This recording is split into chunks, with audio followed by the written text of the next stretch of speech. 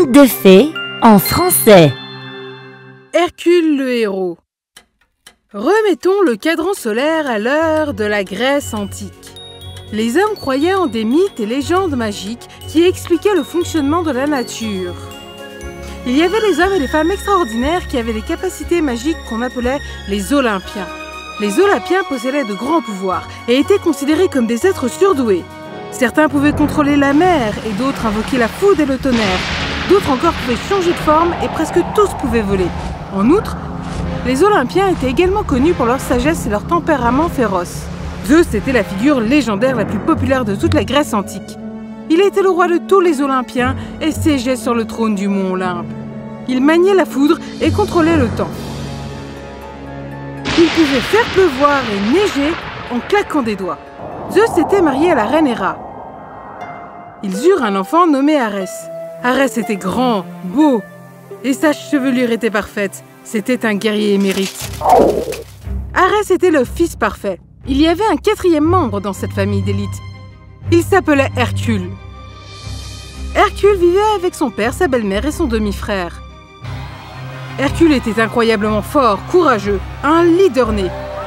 Ses exploits étaient célébrés par les gens du peuple, car il était à la fois un Olympien et un homme du peuple. C'était un héros, un champion grand cœur et aux muscles imposants.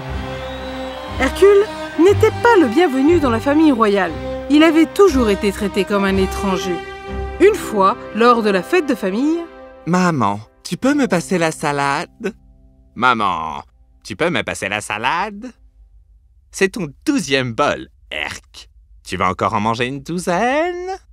Oh, Arès, tu ne peux pas parler comme ça à ton frère. Sois gentil. Demi-frère. Combien de fois devrons-nous passer par là? Grandis, Arès. Eh bien, Zeus, tu vas vraiment faire retomber cela notre fils. Hercule ne mérite pas une place à la table royale. Héra, le garçon est juste là. Tu es méchante. C'est bon, papa. J'ai l'impression d'avoir assez mangé pour aujourd'hui. Désolé, maman. Je ne voulais pas vous contrarier, toi ou Arès. C'est juste que cette salade grecque est délicieuse. J'en voulais une autre portion. Bonne nuit à tous.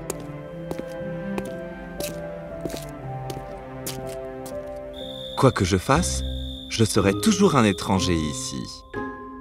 Malgré toute l'attention qu'il recevait, Hercule se sentait rejeté par les siens.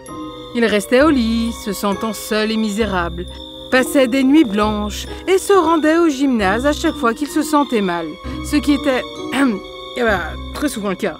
Zeus allait bientôt prendre sa retraite. Le moment viendrait où la Grèce devrait choisir son prochain roi. Héra détestait Hercule. Elle répugnait à l'idée qu'un sang-mêlé devienne roi. Un soir, Hercule vit un groupe d'enfants et d'animaux rassemblés dans le jardin, riant et gloussant. « Ces oranges sont délicieuses. Merci, Meg. Je peux en avoir plus, s'il te plaît. » Quelle est la vitamine de l'orange? Voyons... Un autre enfant ne put contenir son excitation et en redemanda. « Meg, j'en veux une aussi. Donne-moi !» Seulement si vous me promettez de... Se brosser les dents avant d'aller au lit. C'est bien. Mégara distribua tous les fruits qu'elle avait ramassés dans son panier de pique-nique. Les enfants savourèrent les mangues et les oranges sucrées et juteuses. Mégara se tenait juste au-dessus de lui. Hercule sursauta. Il pouvait soulever les haltères les plus lourdes, mais il sentait ses jambes flageoler. « Merci. Tu es Hercule, n'est-ce pas ?» Oui. Comment vas-tu? Comment tu t'appelles? Je me brosse les dents 2 fois par jour aussi, tu sais? Qui ne te connaît pas, Superman? Tu es le célibataire le plus convoité de toute la Grèce. Oh, et je suis Mégara. Mes proches m'appellent Meg. Je veux dire, Herc. Mégara. Oh, quel beau prénom, Meg. Ah, je peux t'appeler Meg aussi? Je pense que tu viens de le faire. Des fruits? Des étincelles jaillirent instantanément. Mégara flirta avec Hercule et tous les deux se donnèrent immédiatement des petits surnoms mielleux. Cette nuit-là, Hercule ne put fermer l'œil. Son cœur ne cessait de s'emballer en pensant à Mégara. Le lendemain, il retrouva Mégara au jardin et lui donna la licorne en bois. Depuis ce jour, Hercule et Mégara étaient inséparables. Hercule sentait son cœur battre. Il avait retrouvé l'inspiration et ne ressentait plus ce vide en lui comme avant. Héra entendit parler de ce nouveau développement. Elle se sentait menacée et jalouse. « Tu as entendu parler des tourtereaux? Ton fils parcourt les routes de Grèce main dans la main avec une roturière. C'est honteux. » Où? Qu'est-ce que tu es, un hibou? Non. Je suis le puissant Zeus, qu'il en soit ainsi. L'amour est aveugle. L'amour doit être aveugle, Zeus, mais je ne suis pas. Arès fit irruption après avoir perdu un bras de fer contre Hercule. Il fulmina auprès de sa mère comme un mauvais perdant. Maman, Herc n'est pas allé au gymnase depuis 2 semaines. Il m'a quand même battu en moins d'1 minute. Comment fait-il pour rester en forme avec un tel appétit? Il n'a aucune faiblesse, maman. Oh, faiblesse. Il en a une maintenant. C'est Mégara. Convoque ton cousin le roi Eurystheus et amène-le-moi dans la chambre ce soir. Cette nuit-là, Héra rencontra le roi Eurysthée et Arès dans une chambre secrète et élabora un plan diabolique.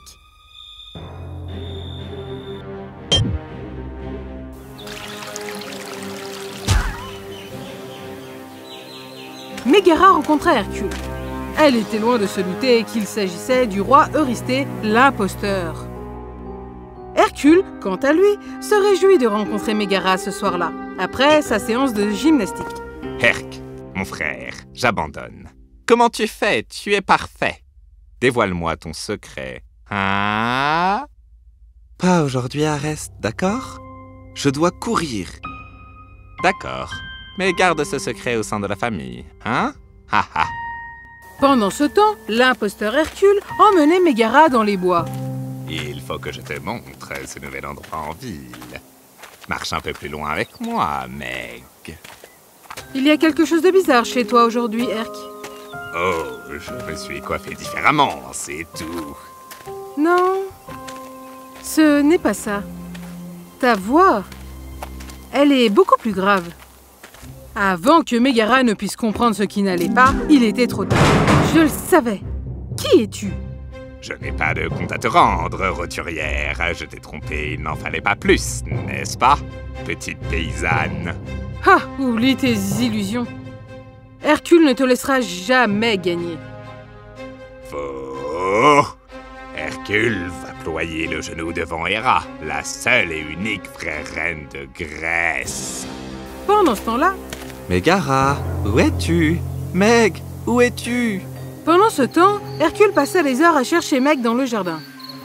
Hé, Herc, qu'est-ce qui s'est passé? Où est-elle? L'aurais-tu vue? Oui, il y a quelques heures. Avec toi, vous alliez tous les deux vers l'est. Quoi? C'est impossible. Je n'ai pas vu Meg depuis hier. Je vous ai même appelé, mais j'ai eu l'impression que vous étiez tous les deux pressés. Hercule comprit ce qui s'était tramé. Il entra en trompe dans le château du roi Eurysthée. Pas si vite, cher cousin Hercule. J'ai entendu dire que tu étais inarrêtable, hein? Prouve-le. Tu devras accomplir 3 tâches que je vais te proposer. Et si tu réussis, tu pourras ramener ta dulcinée à la maison. Le mot-clé, si. Tu oublies quelque chose, Fripon? Je suis le fils de Zeus, Hercule. Et j'irai partout où m'on verra, et je sortirai victorieux. Tu sais bien que c'est moi le héros ici. Eurysthée le chargea alors de capturer le féroce lion de Némée. Une bête à la peau impénétrable et au rugissement vicieux qui terrorisait la campagne. Hercule se souvint alors d'un...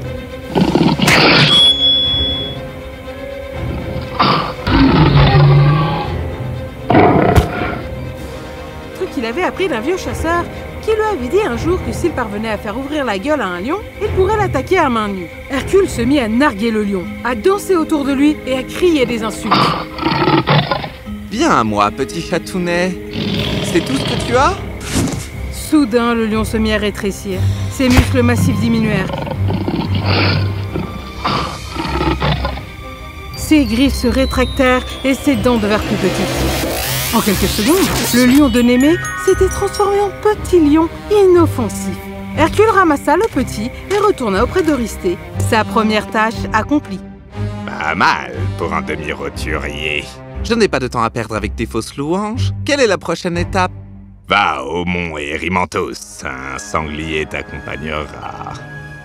Hercule fut chargé de capturer le sanglier d'Érymanthe, une bête vicieuse, qui rôdait sur les pentes du mont Érymanthe. Le sanglier était féroce et il s'était déchaîné. Sans se décourager, Hercule confectionna un grand filet avec des lianes solides et se cacha dans les broussailles, attendant que le sanglier apparaisse. Le sanglier fut pris au dépourvu et se débattit pour se libérer du filet. Hercule lutta contre la bête et la plaqua au sol. Il l'attacha solidement et la ramena au roi Eurysthée. Deux de fait. Une dernière? Eurysthée était déconcerté par la rapidité avec laquelle Hercule s'acquittait de ses tâches. Il décida de l'envoyer récupérer une ceinture d'or auprès de la féroce armée amazonienne. Hercule navigua sur les mers pendant 2 jours. À son arrivée, il demanda une audience à Hippolyte, la reine des Amazones. Hippolyte était impressionnée par la réputation du grand héros d'Hercule. Elle accepta de lui donner la ceinture à la condition qu'il fasse ses preuves au combat contre elle et ses guerrières. Hercule accepta volontiers. Hercule, pourquoi ne ripostes-tu pas? Pourtant, tu bloques tous nos mouvements avec une précision absolue. Oh, puissante reine, j'admire votre habileté et votre armée courageuse, mais je refuse de frapper une femme. C'est un manque de respect à mes yeux. Pardonnez-moi. Hippolyte, touché, ordonna à l'armée de déposer les armes. Tout le monde était impressionné par la chevalerie d'Hercule. Hercule retourna à Eurysthée avec la ceinture d'or. Impossible. Tu gagnes. Elle est libre de partir. Je t'aurai la prochaine fois, roturière. Oh, Herc, mon héros, je savais que tu triompherais. Oh, Mégara, mon amour est vrai. Mon cœur bat fort, tout ça pour toi. J'ai combattu des bêtes et apprivoisé des animaux sauvages. Mais avec toi à mes côtés, je me sens comme un enfant. Ton âme bienveillante, elle guide mon chemin. Avec toi à mes côtés, je ne peux pas m'égarer. Ensemble, nous vaincrons, nous faisons la paire. Je serai toujours avec toi, je le jure, je le jure. Oh Mégara, mon cœur t'appartient. Pour toujours, à jamais, mon amour sera vrai. Oh, Herc, c'était magnifique. Rentrons à la maison, Meg, rentrons à la maison.